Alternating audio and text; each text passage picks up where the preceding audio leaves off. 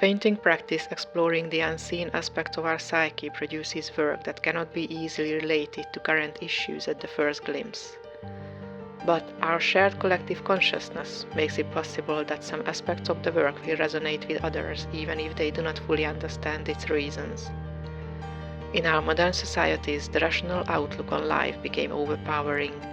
The reasonableness of the ego caused by it takes away the richness of a life embedded in living symbolism. Becoming re-related to symbolism can happen through entering into a dialogue with an artwork, reshaping the relationship between our ego and self. Creativity is the way we heal each other. Through telling our story, we start to witness each other's common humanity.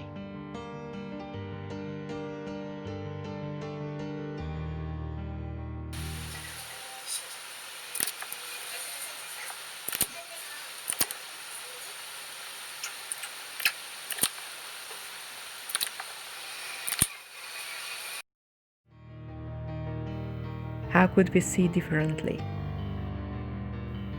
Can we embrace both trial and error? How can we focus not on what to see, but on how to look? All perceptions and behaviors are a direct manifestation of what was useful for us to see in the past. But how are our brains different from frogs, as they surely must be? What makes the human mind beautiful? The answer may surprise you. We are delusional. The power of delusion is what we can imagine. Our perceptions are an ongoing, ever-growing, ever-changing story, and our brain allows us to be not just passive listeners to that story, but the storytellers writing it as well. That is delusion.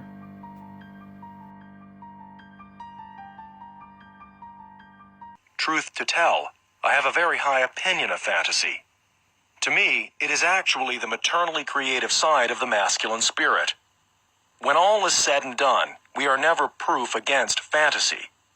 It is true that there are worthless, inadequate, morbid, and unsatisfying fantasies whose sterile nature will quickly be recognized by every person endowed with common sense. But this, of course, proves nothing against the value of creative imagination. All the works of man have their origin in creative fantasy. What right have we then to depreciate imagination? In the ordinary course of things, fantasy does not easily go astray. It is too deep for that, and too closely bound up with the taproot of human and animal instinct.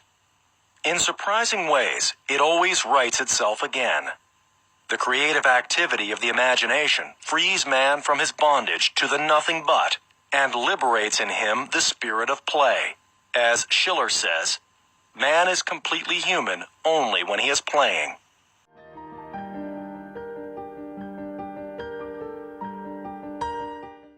We are then able to find the apparently irrelevant full of meaning. The matter-of-fact and the commonplace come to wear an altered countenance, and even acquire a new glamour. For it all depends on how we look at things, and not on how they are in themselves. The least of things with a meaning is worth more in life than the greatest of things without it.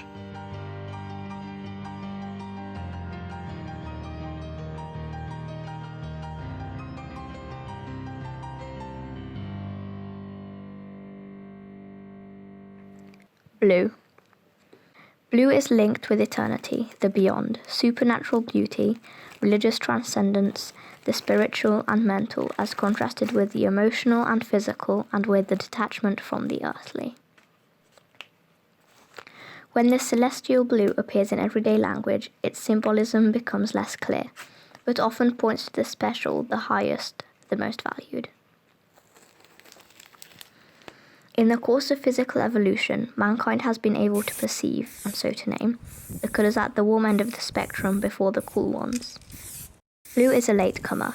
Homer had no word for blue, referring to the sea as dark. In a majority of the world's languages, the same word means both blue and green.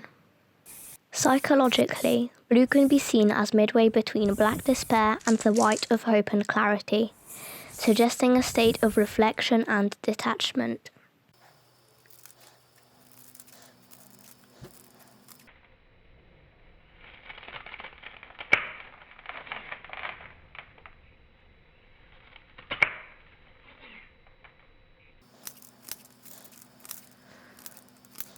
The creation process of a painting can be parallel to dream analysis. To understand the story, to get the message, we need to look for the symbolic elements of the dream and find out what they could mean in the actual life context of the dreamer. The conversion of this method into the painting process can be started by the analysis of linked visual elements of a simple life event, for example, road travel. The recorded visuals have to be simplified in several steps to create sign-like elements, building up a visual vocabulary. The painting created captures a piece of our unconscious, working with memories of travel snapshots, which are stored at a deeper, willingly non-accessible level of consciousness. The reverse layering presents this realm from the conscious mind's point of view. The metamorphosis of source images and the transformation of lines and shapes happen through the multiple use of different masking methods, creating layers of negative space. The overlapping of hollow elements fragment the original images, altering them to become the inner material of the final symbolic figures, hence generating a process of alchemical-like transformation. On the final layer of the work, the initially large number of visual elements get reduced to only a few, which are not consciously chosen, but rather intuitively. These elements carry the source images in themselves in a more loose and gestural way. Here, the four remaining figurative components are the triangle, the moon, the road, and the stairs. The presence of these archaic remnants is the link between the rational world of consciousness and the world of instinct. Therefore, we can consider these to be the core findings of the project.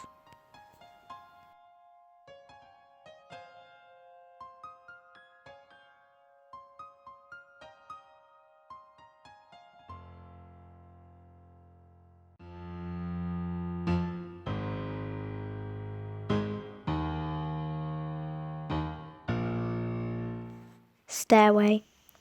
Esoteric spiritual traditions of descending stairs point us toward a world beyond the opposites suggested by a staircase, especially alchemy with its fundamental axiom, as above, so below, referring to the correspondence between spirit and matter.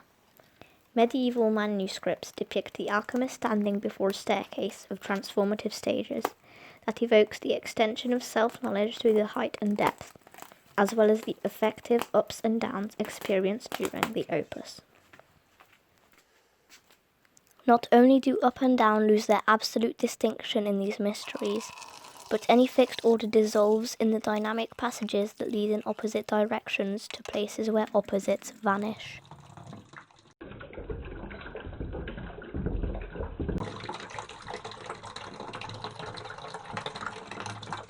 Does a thing or a fact ever mean anything in and of itself? We can only be sure that it is always the human being who interprets, that is, gives meaning to a fact.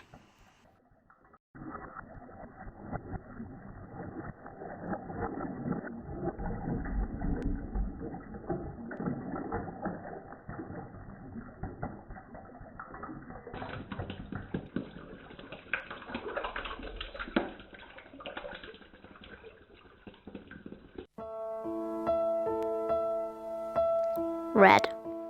Symbolically, red is the colour of life. Its meaning relates, at bottom, to the human experience of blood and of fire. In primitive thinking, blood was life. When the blood left the body, it took life with it. At the same time, the red flow of blood was a danger signal. The glow of fire was our great comfort and protection, but, out of control, a threat of annihilation. Red attracts us, conveying vitality, warmth, excitement, passion, but also warns of danger, calls for attention, says stop. Red was the colour of the alchemist sulphur, the burning energy of human desirousness.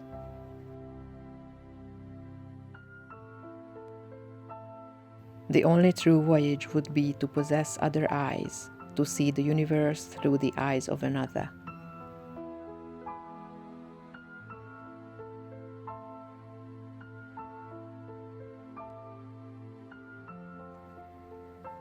Imagine a very dark street with a single street light.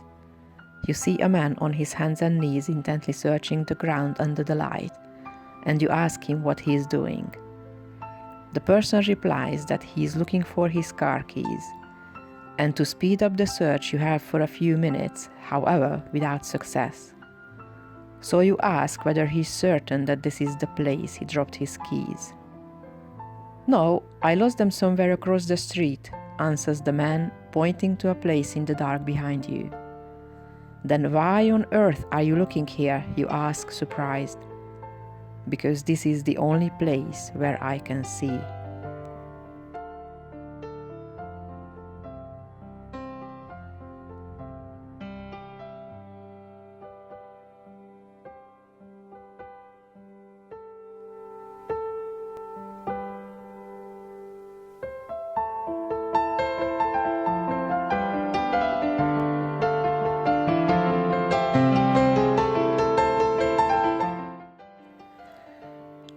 Let us now look a little more closely at the ways in which the conscious and the unconscious contents of the mind are linked together.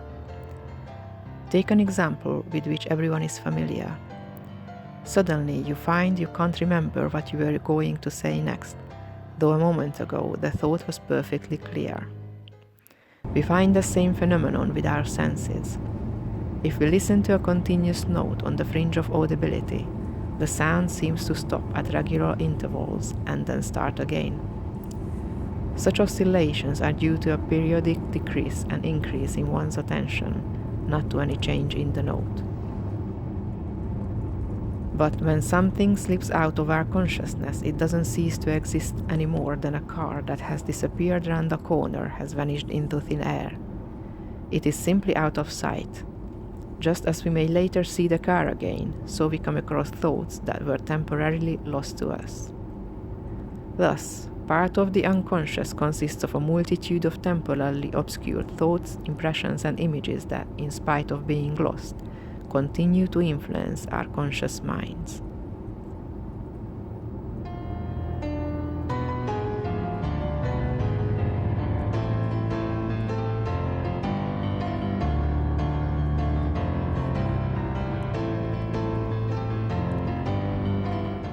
Road. "Follow me," says the road ahead, and so we do, confident that others have been this way before. Even when we cannot see the terrain clearly, in the dark of night or under the cover of snow, the road is a guide and a companion and an assurance that in time we will come to our desire, whether that is adventure and new territory or the familiarity of home. The image of the path may also appear to any lost and bewildered individual in a dream of a road or of stepping stones, suggesting that there is a way to go, a path to follow, though he or she may not yet know what it is. In a sense, path implies direction. In the face of chaos and a sense that the events of life are random, it offers something linear, a suggestion of meaning. The road can also simply stand for the natural course of one's life, with all its beauties, changes of direction, adventures and rough spots, and its eventual destination, death. Our times emphasize going my own way, not the traditional way, nor the way that is expected by others. Here is the potential for individuality, but also the danger of egotism and blind pride. Going into the unknown, where there is no path, is a task of the hero, the genius, the prophet, that may result in the discovery of a new path for stumbling humankind.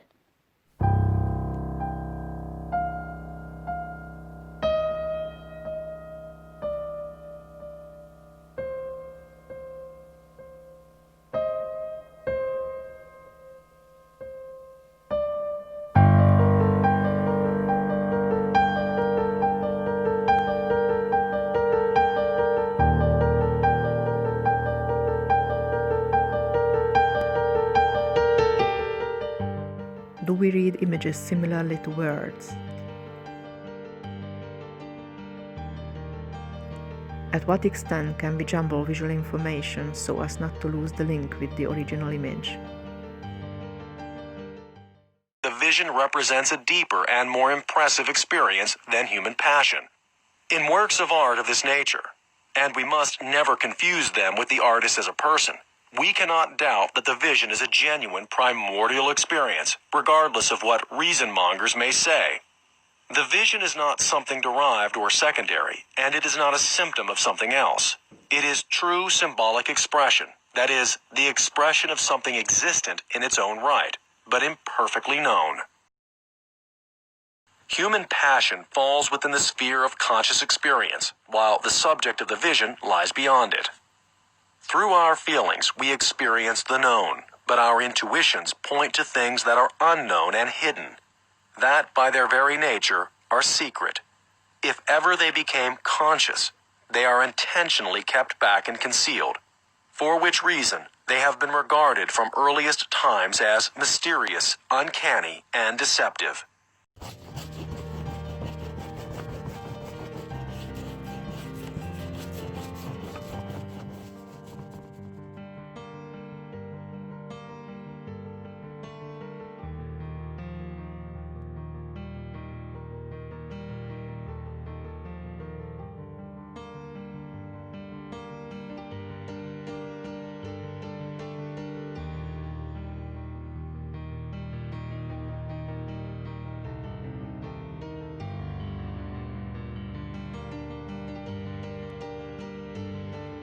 Crescent moon. The word crescent is from the Latin word crescere, to increase. Thus, the crescent as new moon was a time to make wishes, plant seeds, and turn over silver coins in one's pocket to make them increase along with the moon's silver. The crescent itself has a sharp edge, as the sickle of death, the Artemian bow of slaughter, the alchemical Luna as bride who is not only lovely and innocent, but witch-like and terrible. The crescent moon attests to the captivating beauty and potential danger of the animated unconscious psyche. Crescent reminds us of the mortality of everything that begins life, the transience of everything that comes into consciousness. Yet the nature of the crescent is not the completion of the circle or the confinement of what lies within. Rather, it suggests the horned gateway of the moon's eternal cycling, and if it promises an end to every beginning, it equally signifies the promise of beginning wherever there is end. Jung not only believed in, but also proved the existence of the collective unconscious being a pool of ancient experiences of the human race. These symbols and archetypes, as Jung called them, refer to fundamental situations humans face, and also how humans interact with each other. They have a very complex meaning which is difficult to put in words, but they possess a powerful emotional force. Symbols do appear in dreams, but also in various forms of art. It is not a coincidence that myths, tales, and religious stories are all full of symbols which can be interconnected. Art has always been the way people could express those strong emotions that they feel by coming across powerful symbols. The meaning, or rather the multi-layered meanings of a symbol, can be hard to grasp. Triangle. The three-sided planar shape with three angles is a symbol of harmony, balance, synthesis, and a symbol of the divine creative power. In the Greek tradition, as the most harmonious and powerful form, triangle is a symbol of emanating light. The equilateral triangle, divided into two right-angled triangles, represents the disintegration of the hermaphrodite, the complete perfect man, into man and woman. In the magical hermetic tradition, the sign of the macrocosm is the hexagram, which is formed by two interlocking triangles. In the alchemical tradition, the upward-facing triangle is a sign of active reproductive male power, essence, spirit, and sulfur, while the opposite downward-facing form is the passive, receptive femininity, as well as substance, matter, and Mercury. Opus Magnum. In reference to the divine work of creation and the plan of salvation within it, the alchemistic process was called the Great Work. In it, a mysterious chaotic source material called materia prima, containing opposites still incompatible and in the most violent conflict, is gradually guided towards a redeemed state of perfect harmony, the healing philosopher's stone or lapis philosophorum. First we bring together, then we putrefy. We break down what has been putrefied, we purify the divided. We unite the purified and harden it. In this way is one made from man and woman. Art. Art is a kind of innate drive that seizes a human being and makes him its instrument. The artist is not a person endowed with free will who seeks his own ends, but one who allows art to realize its purposes through him. Being essentially the instrument for his work, he is subordinate to it, and we have no reason for expecting him to interpret it for us. He has done the best that in him lies in giving it form, and he must leave the interpretation to others and to the future. A great work of art is like a dream. For all its apparent obviousness, it does not explain itself and is never unequivocal.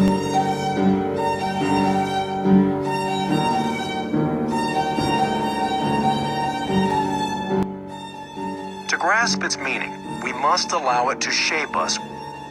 We must allow it to shape us. As it once shaped him. Then we understand the nature of his experience. We see that he has drawn upon the healing and redeeming forces of the collective psyche that underlies consciousness with its isolation and its painful errors. That he has penetrated to that matrix of life in which all men are embedded, which imparts a common rhythm to all human existence, and allows the individual to communicate his feeling and his striving to mankind as a whole.